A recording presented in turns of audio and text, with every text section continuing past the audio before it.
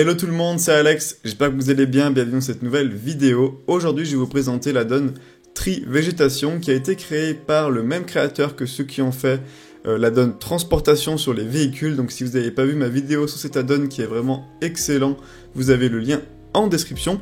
Donc cet add-on Tree-Végétation vient se placer en concurrence directe avec l'add-on Botanique qui était pour moi le meilleur add-on pour la végétation sur Blender. Vous avez également la vidéo en description. Et aujourd'hui, après avoir testé Tree-Végétation, je pense que le nouveau meilleur add-on pour la végétation, c'est celui-là. Donc dans cette vidéo, je vais vous montrer en quoi l'add-on Tree-Végétation et Botanique peuvent être complémentaires. Et je vais vous montrer en quoi celui-ci propose plus de fonctionnalités intéressantes pour la végétation sur Blender. Vous allez voir qu'on va pouvoir faire des animations avec du vent super facilement en quelques clics et que les modèles 3D sont aussi de bien meilleure qualité. Donc je vais vous présenter ça, c'est parti. Donc comment se présente l'add-on sur Blender? C'est très simple, quand j'appuie sur N, j'ai mon petit onglet à droite qui s'appelle Végétation, exactement pareil que pour l'add-on Botanique ou plein d'autres add-ons. Et dans celui-ci, qui est très simple à utiliser, je vais pouvoir choisir des catégories. Donc si je prends par exemple les pots, je vais avoir plein de pots de fleurs qu'on va pouvoir utiliser pour mettre nos plantes à l'intérieur, qui sont super bien faits. Je vais avoir tout ce qui est les plantes taillées, donc tout ce qui va être des haies, des petits arbustes taillés comme ça. On va avoir les shrubs, donc ça c'est les arbustes et buissons, donc voilà, il y en a pas mal. Donc ils sont tous à l'échelle, c'est-à-dire que sur les photos que vous voyez ici, on a à chaque fois la taille d'un humain pour qu'on puisse se rendre compte à chaque fois sur chaque image la taille des objets, donc ça c'est vraiment bien.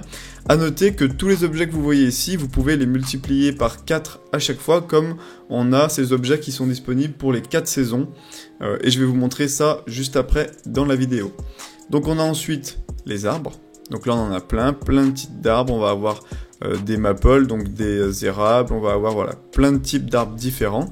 Et ce qui est bien, c'est qu'à chaque fois qu'on a fait apparaître un, il est différent.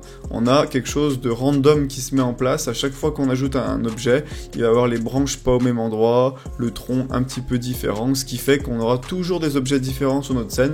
Et donc, quand on fait une forêt, on n'aura pas l'impression d'avoir copié-collé le même arbre, par exemple, et ça, c'est génial. Ensuite, on va avoir Tree Edge, donc là, c'est des arbres en forme de pointe, assez longs. Et on va avoir Tropical Tree, donc tous les arbres tropicaux avec des palmiers et des petits palmiers au sol, comme vous pouvez le voir juste ici. Donc ce qu'on va faire, c'est qu'on va mettre un petit sol et on va ajouter un arbre. Donc je vais prendre par exemple dans Tree, on va prendre l'arbre qui est juste ici, l'arbre classique par défaut. Donc ici, je peux choisir entre Summer, Autumn, Winter et Spring, donc les saisons. Quand je clique ici, j'ai l'aperçu qui change. Winter, on peut voir qu'on a les branches qui sont dépourvues de feuilles. On va même pouvoir animer ça, vous verrez tout à l'heure, c'est vraiment ouf. Et la version printemps. Voilà. Donc là, si je clique sur Add Tree, on a l'arbre qui va apparaître. Voilà. On a l'option classique Snap Tree to Ground, ça veut dire que si mon objet est pas posé sur mon sol, je peux cliquer sur ce bouton et ça va le poser automatiquement sur le sol. Donc ça c'est super si vous avez un sol qui est vallonné par exemple, c'est super pratique. Si je clique sur mon arbre et que je clique sur Randomise, je vais pouvoir changer un petit peu, le rendre un peu plus random. Et si j'ajoute exactement le même arbre du catalogue, eh ben, il va être random par défaut. C'est-à-dire que si j'en ajoute plein en boucle, ça ne sera jamais les mêmes, et donc on a des possibilités infinies, et c'est ça qui est génial. Également, on va avoir juste en dessous la partie animation. Donc là, c'est très simple, si on veut animer le tronc, on coche cette case, si je veux animer les feuilles, je coche cette case. Donc ensuite, pour voir l'animation, on appuie sur Play, et on va pouvoir régler la force du vent, la force de l'animation sur les feuilles par exemple, et on a des presets qui sont tout faits, donc un tout petit peu de vent, du vent moyen ou du vent fort. Je vous mets sur l'écran la différence entre les trois, j'ai fait 3 petites animations sur Blend pour bien vous montrer, donc on voit bien quand même la différence, et on peut bien sûr custom avec les valeurs que vous souhaitez. Moi je trouve que l'animation est super belle et ça rend super bien. Donc pour voir l'animation dans le viewport, on a juste appuyé sur Play, par contre ça prend beaucoup de ressources sur l'ordi. Comme vous pouvez voir, on est qu'à 3 fps,5 environ, donc c'est normal, hein, on est sur un objet de qualité et on n'est pas non plus sur un ordi très récent. Donc voilà à quoi ressemble le modèle sur Eevee.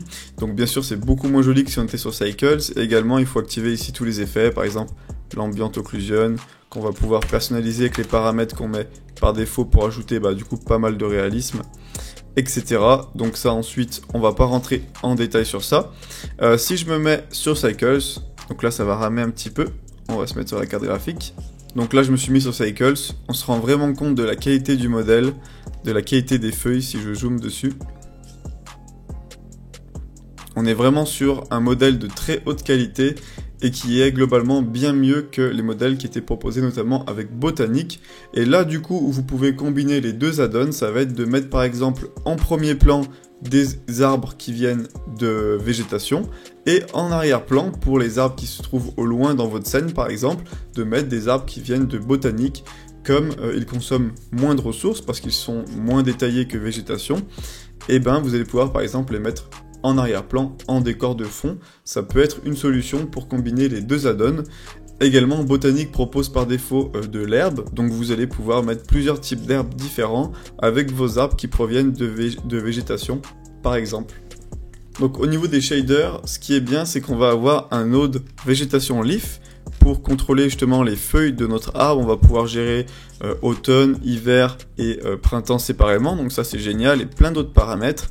Et on va pouvoir gérer, pareil, le matériau du tronc. On va pouvoir ajouter de la mousse, par exemple, sur notre tronc. Donc ça aussi, c'est vraiment top. Donc, petite démonstration sur Leaf. Si je prends automne et que je le monte, on va avoir du coup des feuilles qui vont devenir orange. Ce que j'aime bien, c'est que je peux mettre ce paramètre à 50% pour avoir un entre-deux si je veux. Donc, on peut vraiment jauger, ça c'est top. Pareil pour Winter. Et ce qui est génial avec Winter, c'est que si je monte ce paramètre, on voit que les feuilles deviennent jaunes petit à petit et vont disparaître petit à petit de l'arbre. Et donc l'arbre va se dégarnir en feuilles petit à petit, comme dans la vraie vie, quoi. Donc je trouve que ça c'est vraiment top. Ça veut dire qu'on peut avoir, si on veut, un entre-deux, mais ça veut dire aussi qu'on peut animer ça. Ça veut dire que je peux ajouter des keyframes sur ce paramètre et faire une animation où mon arbre devient de plus en plus orange et les feuilles s'enlèvent. Ça c'est quelque chose qui est possible et je trouve ça vraiment génial. Ensuite, on a d'autres paramètres un petit peu plus complexes. On va avoir par exemple la diffuse saturation, ça va être la saturation des couleurs sur notre texture, le base color. On va avoir pareil ici, on va pouvoir gérer le spéculaire. Donc avec ce paramètre, on va pouvoir jouer avec la translucidité en fait des feuilles, tout simplement. Donc je vais vous montrer. Donc les feuilles ont un diffuse map, un translucent map, donc c'est avec ça que vous allez jouer, et c'est ce qui va faire si vous voulez que vos feuilles vont être transparentes, vont laisser passer la lumière comme on peut le voir ici, et va donc donner un super côté réaliste à votre arbre dans Blender. On va également pouvoir jouer avec la rugosité pour donner un petit effet mouillé par exemple sur nos feuilles qui va refléter plus la lumière, et jouer également avec la force de la normal map. Donc je vais vous montrer ça. Si je me mets vers une feuille et que je réduis ce paramètre, on va moins distinguer les veines qui sont présentes dessus et le relief des feuilles. Voilà. Donc pour le tronc, voilà, on va zoomer un petit peu sur le tronc. On passe ici sur le trunk. On va avoir pas mal de paramètres. Il y en a un qui est assez ouf, c'est la mousse. On va pouvoir mettre de la mousse sur notre arbre. Donc là, ça doit être mis de l'autre côté, voilà. On va pouvoir gérer la quantité de la mousse et l'orientation de celle-ci sur notre tronc, donc c'est vraiment top. On va également pouvoir jouer avec la rugosité de notre tronc également. Donc ça c'est vraiment bien, on a accès à pas mal de paramètres au niveau des shaders.